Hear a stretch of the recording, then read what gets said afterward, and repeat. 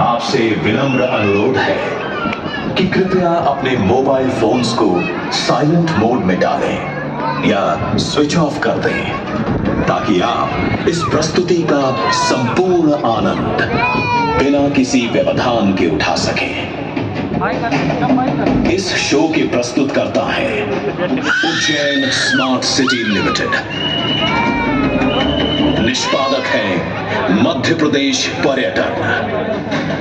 तो प्रस्तुत है महाकाल की शक्ति, उज्जैन की भक्ति।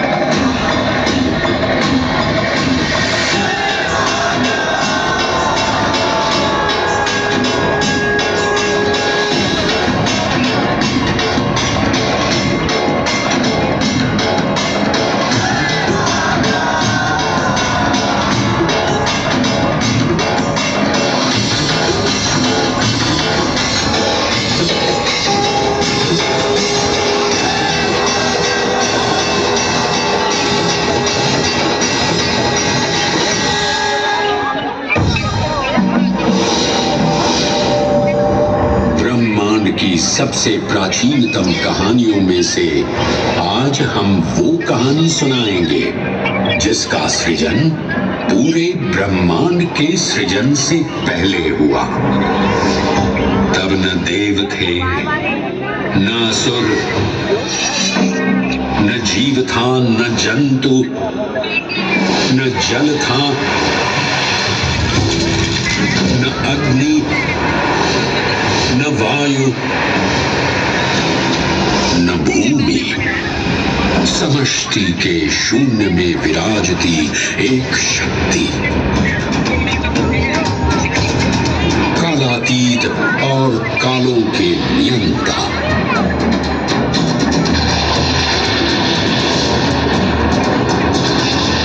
विधाता भी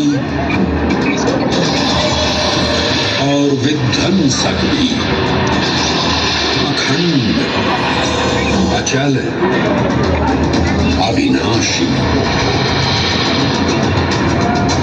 ये कथा है उस महादेव के महाकाल स्वरूप की, जो सृष्टि के आरंभ भी हैं और काल के आगमन भी हैं।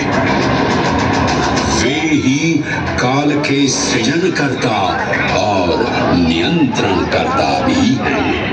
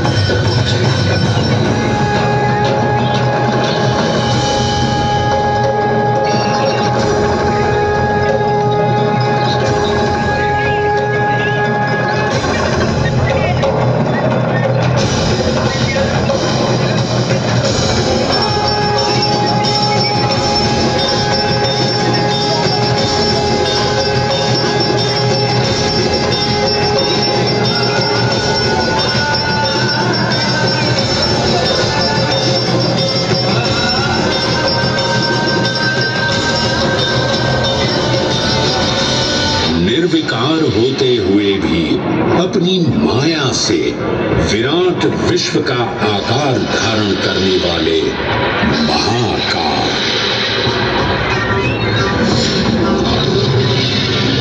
मेरुगिरी को धनुष और भगवान विष्णु को बाण बना दैत्यों के 3 पुरों का नाश करने वाले महाकाल। महाकाल, वो महाकाल जो तीनों लोकों में विद्यमान सभी शिवलिंगों में प्रधान है।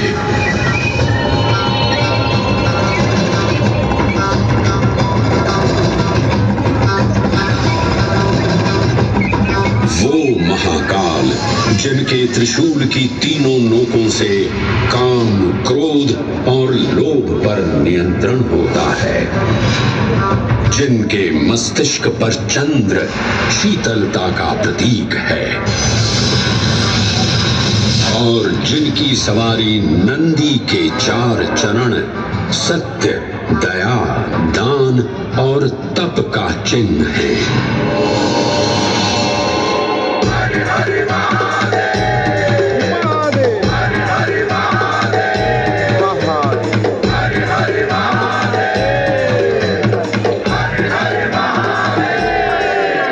न पुण्यं न पापं न सौख्यं न दुःखं न मन्त्रो न तीर्थं न वेदा न यज्ञः अहं भोजनं नैव भोज्यं न भोक्ता चिदानन्दरूपः शिवोऽहं शिवोऽहम्।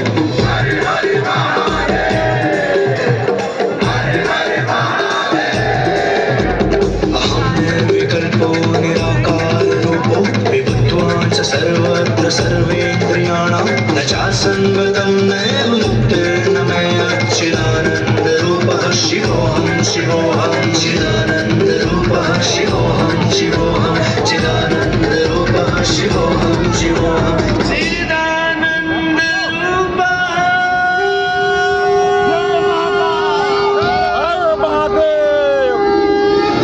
वराह पुराण में कहा गया है, नाभिदेशे महाकालस्तन्नाम्ना तत्र वै हरः, अर्थात नाभिदेश उज्जैन में स्थित भगवान महाकालेश्वर तीनों लोकों में पूजनीय है। आकाशे तारकां लिंगम पाताले हाटकेश्वरम मृत्युलोके महाकालम सर्वलिंगम नमोस्तुते। आकाश में तारक लिंग के रूप में, पाताल में हाटकेश्वर के रूप में और मृत्युलोक में महाकाल के रूप में स्थित भगवान शिव को प्रणाम। समस्त लिंग स्वरूपों में विद्यमान भगवान शिव को सादर नमस्कार। नाभिदेश उज्जैन का अटूट बंधन है महाकाल के साथ, जो महाकाल स्तोत्र में उल्लिखित है।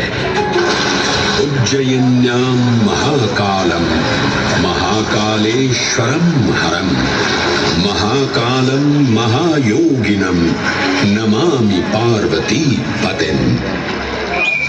तो चलिए मैं आपको कथा सुनाता हूँ इसी महान उज्जैन नगर की।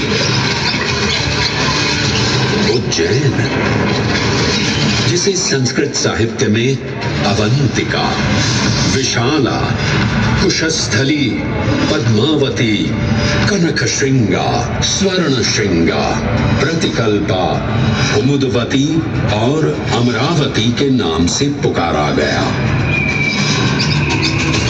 उज्जैन, जो मनुष्य को मोक्ष प्रदान करने वाली 7 नगरियों में से एक है। उज्जैन, जहां 84 महादेव का आशीर्वाद प्राप्त है। उज्जैन, जिस पर सदा ही कृपा रहती है महाकाल की। यहाँ सतत क्षिप्रा नदी की निर्मल धारा बहती है। डमरू के नाद से जीवन को ऊर्जा मिलती है। घंटियों की झंकार मन को आनंदित करती है और यहाँ का आकाश शिव आशीष स्वरूप है। श्मशान ऊषर क्षेत्र पीठम तू मनमेव च पंचकत्र न लभ्यते महाकाल पुरद्दते। अर्थात जहां पर श्मशान, ऊषर यानी अनुपजाऊ भूमि, क्षेत्र अर्थात पवित्र भूमि, पीठ यानी शक्ति स्थान और मन अर्थात आध्यात्मिक शांति का स्थल, पांचों एक ही स्थान पर उपलब्ध हैं। ये संयोग महाकाल की नगरी उज्जैन की महिमा को और गरिमामय बना देता है। उज्जैन के इस अलौकिक स्वरूप से प्रभावित हो महाकवि कालिदास अपने काव्य मेघदूत में लिखते हैं, हे जलधर, यदि महाकाल के मंदिर में समय से पहले तुम पहुंच जाओ तो तब तक वहां ठहर जाना जब तक सूर्य आंख से ओझल न हो जाए। शिव की संध्याकालीन आरती के समय नगाड़े जैसी मधुर ध्वनि करते हुए तुम्हें अपने धीर गंभीर गर्जनों का पूरा फल प्राप्त होगा। ये संध्या आरती जिसे कालिदास ने सराहा है अत्यंत महत्वपूर्ण है, क्योंकि ये वो प्रहर है जब सभी देवी देवता गंधर्व यहाँ उपस्थित होते हैं।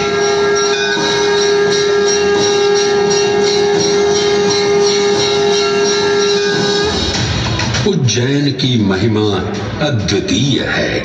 सतयुग, त्रेता युग, द्वापर युग और कलयुग, हर युग में इसका अप्रतिम महत्व रहा है। इस काल यात्रा में सबसे पहले आपको सतयुग के उस कालखंड में ले चलता हूं जहां देव और दानव एकत्रित हैं समुद्र मंथन करने के लिए। मन की आंखों से कल्पना कीजिए, भगवान विष्णु ने कूर्म का रूप ले मंदरांचल पर्वत को अपनी पीठ पर उठा रखा है। सागर से विकराल लहरें उठ रही हैं, मेघ भयानक गर्जना कर रहे हैं। देव और दानव वासुकी सर्प को नेति बना और मंदार पर्वत को मथनी बना सागर को मथ रहे हैं कि तभी जल का पाप कालकूट विष निकलता है और पूरी सृष्टि को अपने ताप से झुलसाने लगता है। इस भयावह स्थिति ने देवताओं और असुरों के बीच हाहाकार मचा दिया। ये कैसा अनर्थ है? लक्ष्य था अमृतत्व का, और अब मृत्यु की विकराल छवि हमारी आंखों के समक्ष मंडरा रही है।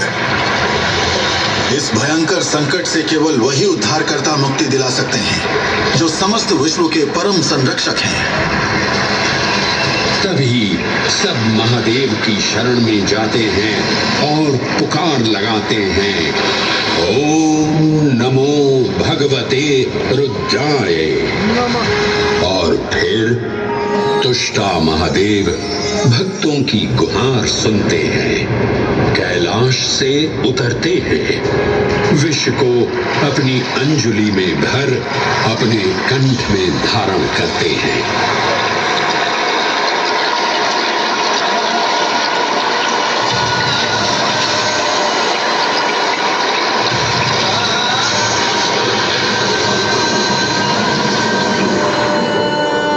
अंततो गत्वा सागर मंथन से अमृत कलश प्रकट होता है।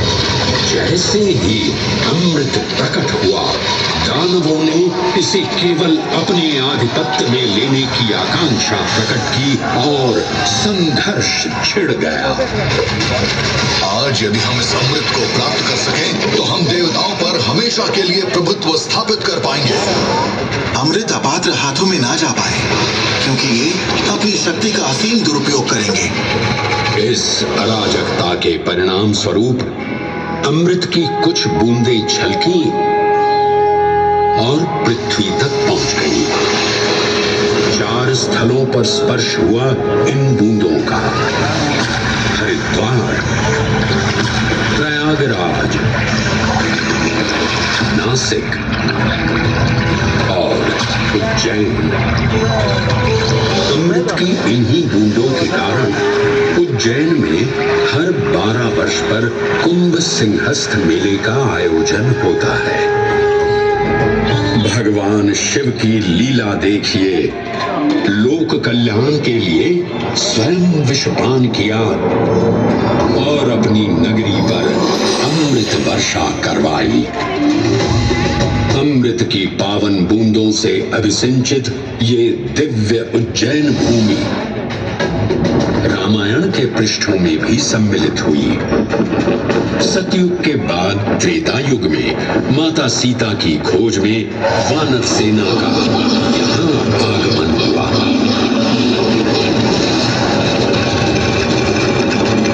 समय की इस यात्रा के माध्यम से अब प्रवेश करते हैं वाल्मीकि रामायण के किष्किंधा कांड में।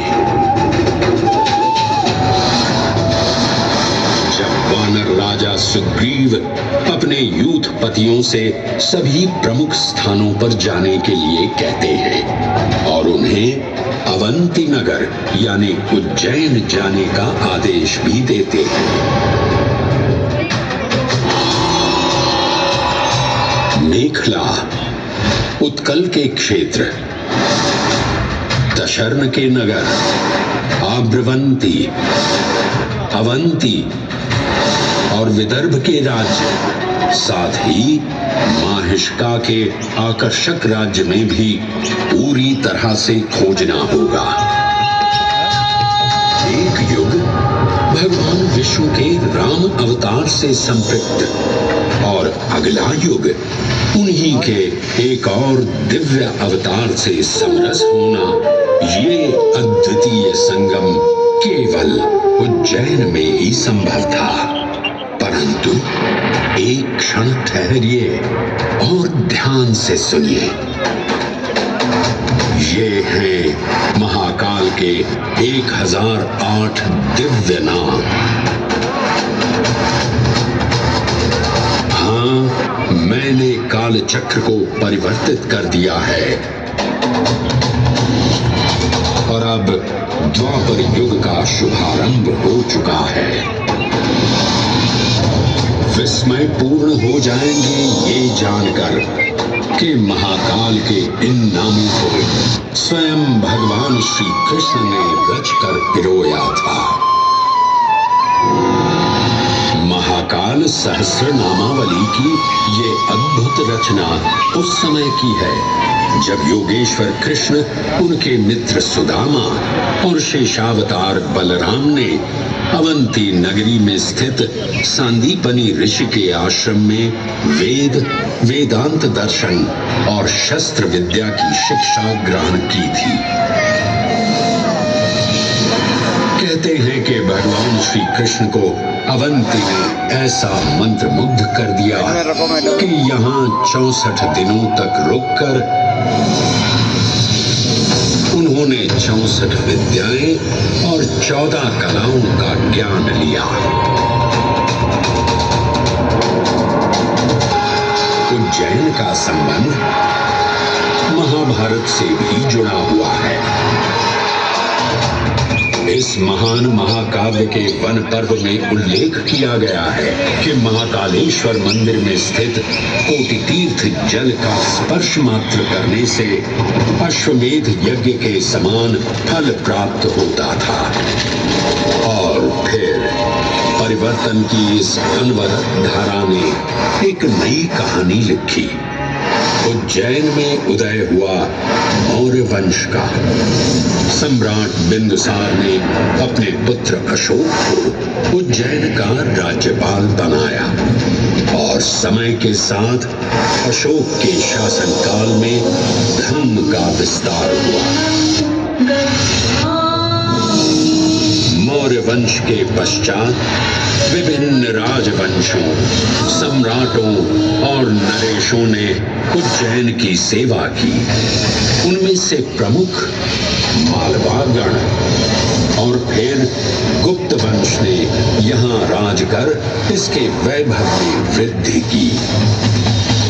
उज्जैन ने अपने भव्य तेज से जहां महात्माओं और शासकों को आकर्षित किया, वहीं इस नगर पर आतताइयों की दृष्टि भी पड़ी।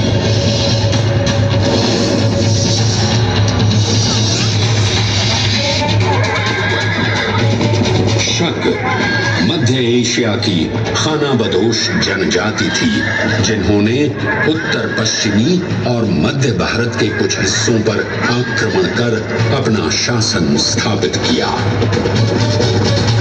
ईसा पूर्व प्रथम शताब्दी में जब भारत शकों के अत्याचार से त्रस्त था, तब उन शकों ने उज्जैन पर भी कब्जा कर लिया और फिर उज्जैन में उदय हुआ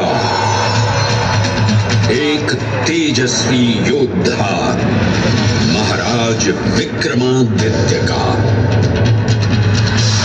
एक तरफ शकों का बल तो दूसरी तरफ विक्रमादित्य का अद्वितीय पराक्रम। विक्रमादित्य की तलवार महादेव के तीसरे नेत्र सी चमकी। प्रचंड युद्ध हुआ।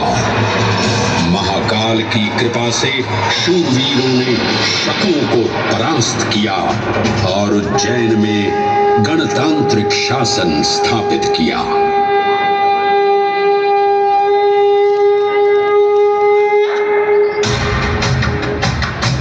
इन्हीं महाबली विक्रमादित्य की राज्यसभा महाकाल मंदिर में ही प्रतिष्ठापित थी। आज भी इस मंदिर की घंटियों में विक्रमादित्य की वीरता और शौर्य की प्रतिध्वनि गुंजायमान होती है। राजा विक्रमादित्य और शकों के मध्य हुए युद्ध ने उज्जैन को कालचक्र से अभिन्न रूप से जोड़ दिया, क्योंकि जिस दिन उनको विजय प्राप्त हुई, उस गौरवशाली उपलब्धि के सम्मान में एक नवीन पंचांग का शुभारंभ किया गया, विक्रम संवत पंचांग। आज भी कई हिंदू पर्व और धार्मिक अनुष्ठान विक्रम संवत पर आधारित हैं।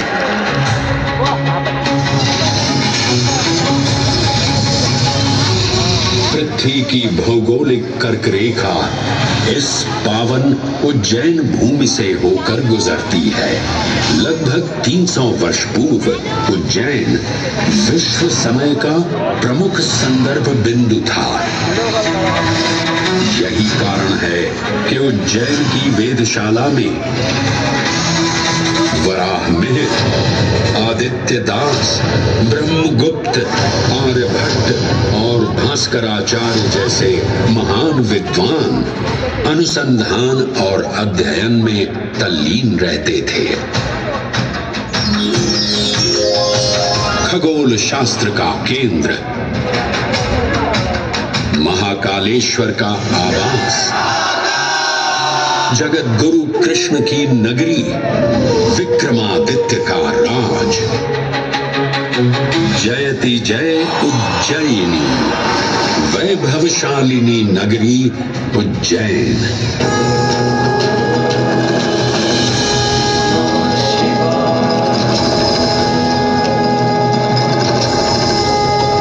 श्वासों को शिव मंत्र से अलंकृत कर, मन को भाव की गंगा से निर्मल कर, जो भी उज्जैन में महादेव की शरण लेता है, उसका कल्याण होना निश्चित है। आज सुनी सबने गाथा महाकाल की, दर्शन जिनके दुर्लभ हैं, नमन करे जिन्हें काल भी, चरण में जिनके है बसा।